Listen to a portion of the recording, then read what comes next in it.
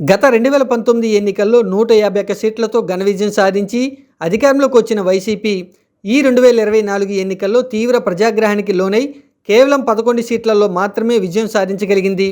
2019 ఎన్నికల్లో 22 పార్లమెంట్ స్థానాలను గెలుచుకున్న ఆ పార్టీ ఈసారి 4 పార్లమెంట్ స్థానాలకు మాత్రమే పరిమితమైంది. ప్రభుత్వ వ్యతిరేకత, ప్రజాగ్రహంతో వైసీపీ కంచుకోటలు కూడా బద్దలయ్యాయి.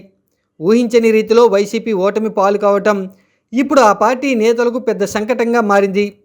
ఎన్నికల్లో ఓడిపోవడంతో చాలామంది నేతలు పార్టీ మారేందుకు రెడీ అవుతున్నారంటూ ప్రచారం జరుగుతుంది. ఈ క్రమంలోనే మాజీ మంత్రి రావెల కిషోర్ బాబు వైసీపీకి రాజీనామా చేశారు. విజయవాడ మాజీ ఎంపీ కేశినేని నాని రాజకీయాల నుంచి తప్పుకుంటున్నట్టు ప్రకటించారు. ఇదిలా ఉంటే వైసీపీ గుర్తు మీద గెలిచిన ఓ వైసీపీ ఎమ్మెల్యే పార్టీ మారుతున్నారన్న ప్రచారం జరుగుతుంది.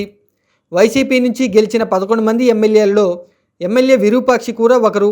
ఆయన కర్నూలు జిల్లా ఆలూరు నియోజకవర్గం నుంచి ఎమ్మెల్యేగా విజయం సాధించారు. అయితే ఆయన టీడీపీలో చేరుతున్నారన్న ప్రచారం జరుగుతుంది. వైసీపీలో ఉండడం వల్ల తమ పనులు జరగమనే అభిప్రాయంతో టీడీపీలో చేరేందుకు విరూపాక్షి సిద్ధమవుతున్నట్లుగా ప్రచారం జరుగుతుంది. తాజాగా ఆయన పార్టీ మార్పుపై స్పందించారు. తను పార్టీ మారటం లేదని ఆయన క్లారిటీ ఇచ్చారు.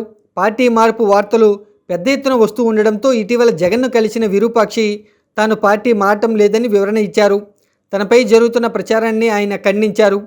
వైసీపీని వీడి వెళ్లే ప్రసక్తే లేదని ఆయన తేల్చి చెప్పారు. ఈ 5 ఏళ్లు ప్రజల మధ్యనే ఉండి తిరిగి అధికారంలోకి రావడానికి కృషి చేస్తారని ఆలూరు ఎమ్మెల్యే విరూపాక్షి చెప్పుకొచ్చారు.